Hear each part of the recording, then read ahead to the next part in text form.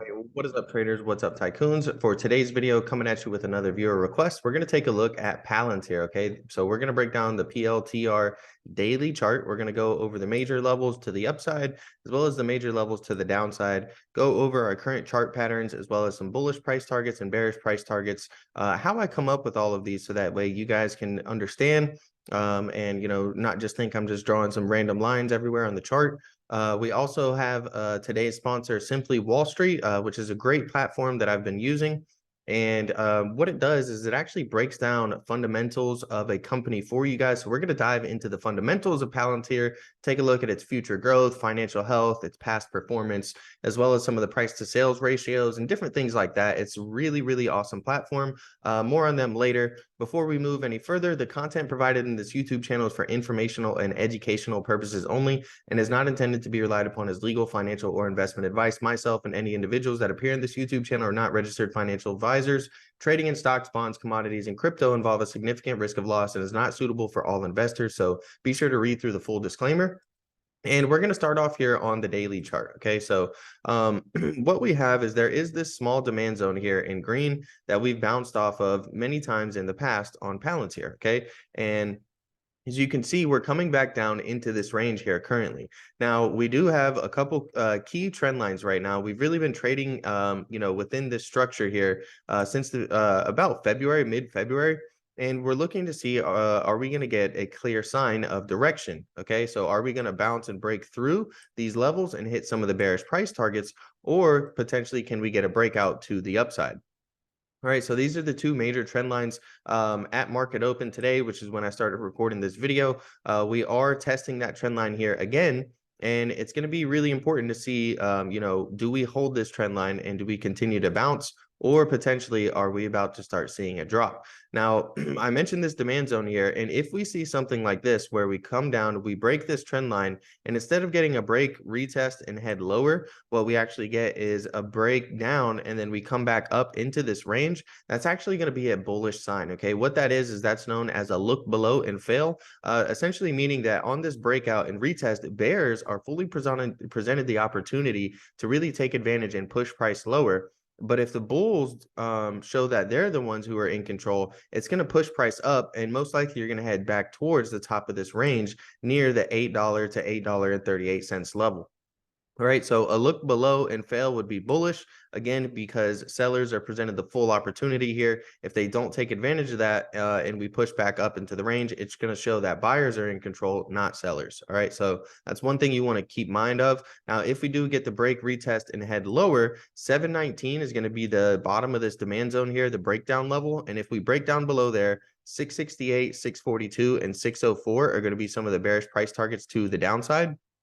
Right now, even if we do get a breakout to the upside, we need to be very mindful of these three specific levels here, which are $9.12, $8.75, and $8.38. The reason being is those are the three major Fibonacci retracement levels. And as you can see, we had this strong push to the downside. We came up and we got very close to the 61.8% retracement level. And, we ended up getting rejected there and coming back down. So until we can get above $9.12 and flip that to support from resistance, that's when we have a chance of testing this previous supply zone above here. And if we break through there, we have some bullish price targets to the upside of 1064 and 1158. All right, so really those are all the key levels that I'm watching right now. Again, the reason that we're bullish above there is because this is how we would essentially spot a reversal versus trend continuation. That's how you use the fibs, right? So we have the move down, retracement, rejection, and we're possibly trying to continue the trend downwards. That would be if we break down, retest, and continue heading lower outside of this triangle. That's one of the main things that fibs are used for, because nothing moves in a straight line down or in a straight line up. You get a move up, retracement, continuation, or move down, retracement, continuation, right? So that's that trend continuation that we're looking to see if is going to happen. But you can also use them to spot reversals, right? So if we move down, retrace, and we start to consolidate through these levels and eventually break through, that's how we could spot a potential reversal, right? So, if you move up, retrace, consolidate, and break through the fib retracement levels, that's how you spot a potential downside reversal. And if you move down, retrace, consolidate, and break through the upside retracement levels, that's how you can spot a potential upside reversal. So, those are really, this is kind of more of a macro thing right here, right? kind of showing you guys the big picture of what needs to happen to actually go bullish, all right, and where we could go if we do go bullish here. And if we don't, then most likely we're going to come back down and hit some of these bearish price targets, okay? So this way you're prepared for both scenarios and you're not really stuck with a bias to one side or the other. You can properly manage and try to prepare. Now, I mentioned going over some of the fundamentals. Again, this is using Simply Wall Street, which is today's sponsor. There's going to be a link in the description and a pinned comment below. If you guys sign up using my referral link, you will get 14 days of a free trial. And what I want you guys to do is use that 14-day trial to experiment and look up some of your favorite companies, right? We're just going to do a quick dive into Palantir. You can even research Palantir and go more in depth, but these are some of the features that it does, right? So it's going to give you an overall overview. And it tells you some of the rewards right here. So earnings are forecast to grow 61.67% per year, and earnings have grown 7.4% per year over the past 5 years. Now, in the risk analysis, shareholders have been diluted within the past year. So that's something that you need to keep in mind. If you look at the shareholder returns over the past 7 days, all right, Palantir is down negative 2.3%. Meanwhile, U.S. software is up 1.1% and the U.S. market is up 0.7%. So Palantir in the last week has underperformed the market in the U.S. software sector. And if you look over the past year, Palantir is down 31%. Meanwhile, U.S. software is only down 4.5%, and the U.S. market is down 7.3%. So, when you look at the return versus industry and the return versus the market, Palantir has underperformed both of those. The price volatility, if you take a look, the industry standard, all right, versus the average market volatility, Palantir is higher, right? So it's not significantly more volatile than the rest of U.S. stocks over the past 3 months. It typically moves up or down 9% in a week. And the weekly volatility of 9% has been stable over the past year.